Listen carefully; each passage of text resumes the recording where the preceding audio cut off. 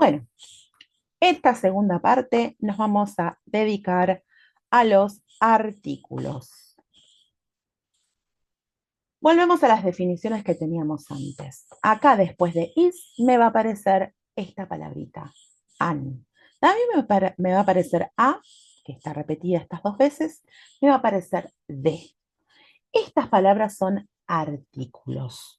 Recordemos que en la unidad 1 vimos que los artículos anticipan sustantivos. Es decir, que por ejemplo, esta palabra es un sustantivo, institution.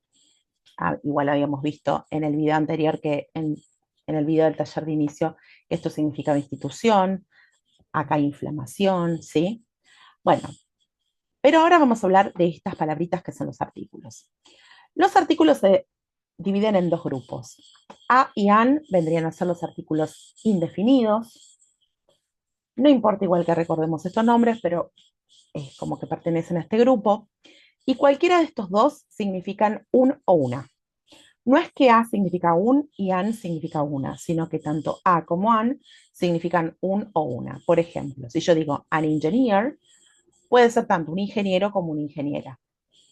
A teacher, un profesor o una profesora, dependiendo del contexto, dependiendo de la persona a la que nos estamos refiriendo.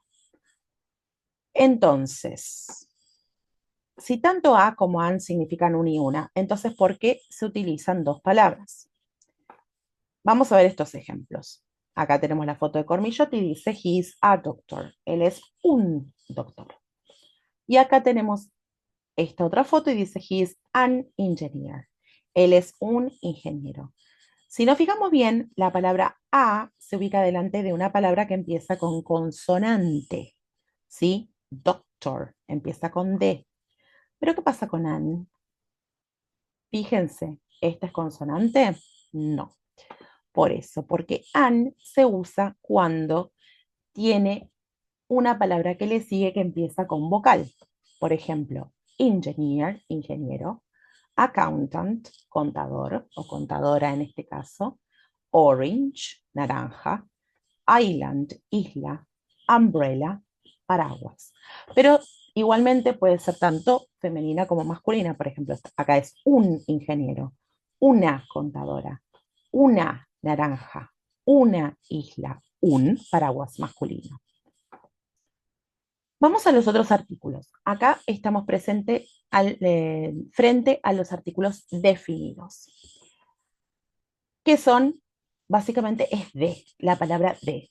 En castellano se traduce como el, la, los o las. Tenemos 4 traducciones para una sola palabra. Vamos a ver algunos ejemplos. Por ejemplo, acá, the lion, acá se tiene que traducir como el león en masculino singular. Pero acá cuando vemos the lions, la S marca el plural en inglés, los leones, acá sí o sí necesitamos los, que es el masculino plural. Acá la jirafa, porque es the giraffe, la jirafa porque es femenino y es singular. Y las jirafas, femenino pero plural. Ahora vamos a volver con las definiciones y vamos a hablar del resto de los verbos, no solamente del verbo be, pero sino del resto de los verbos en tiempo presente. Nosotros sabemos que después de un pronombre personal siempre viene un verbo. Entonces, esto sería un verbo y esto también. Vamos a ver entonces qué tipo de palabra es provides y en qué tiempo verbal está. Bueno, básicamente está en tiempo presente simple. Provide significa proveer. Si volvemos a la oración anterior, esto sería provee, es una institución, provee tratamiento con equipamiento médico especializado, bueno, equipamiento y personal médico especializado. Provee o brinda, también podría ser. Bueno, entonces acá estamos ante el presente simple, en el afirmativo. Vamos a tener dos conjugaciones. Vamos a usar el ejemplo del verbo dance. Está mal, pero presten atención a esto que es el verbo dance. Por ejemplo, dance es una de las dos conjugaciones que tiene, o sea, queda igual, o si no, también se le puede agregar la S, dances. La forma que queda igual se combina con I, you, we y they. Y la forma que agrega S se combina con he, con she y con it. Por ejemplo, la forma afirmativa sería I dance, yo bailo. ¿Sí? Básicamente. Las formas de negativo e interrogativo de have y los demás verbos se arman con auxiliares. Ahora vamos a hablar de eso. Pero, ¿qué es have? Porque lo menciono así como si lo hubiese dado. Bueno, have significa tener. Es el verbo tener. Y es una excepción a esta regla. Si bien se comporta más o menos parecido, no es que agrega una S para las formas de he, she, it.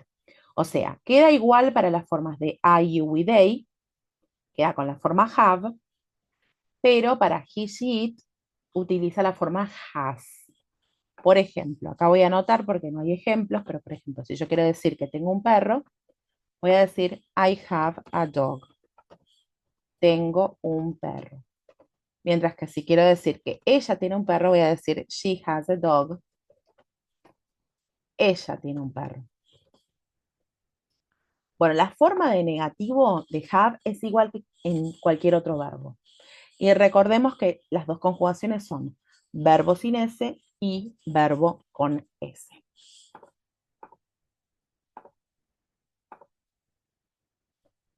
Veamos algunos ejemplos. Por ejemplo, acá dice I dance, yo bailo. She dances, ella baila. Recordemos que la S se pone porque es la tercera persona, que es he, she o it. I jump, yo salto. He jumps, él salta. Bien. Vamos a ver qué pasa con el negativo y con el interrogativo. Para el negativo y para el interrogativo se van a usar auxiliares.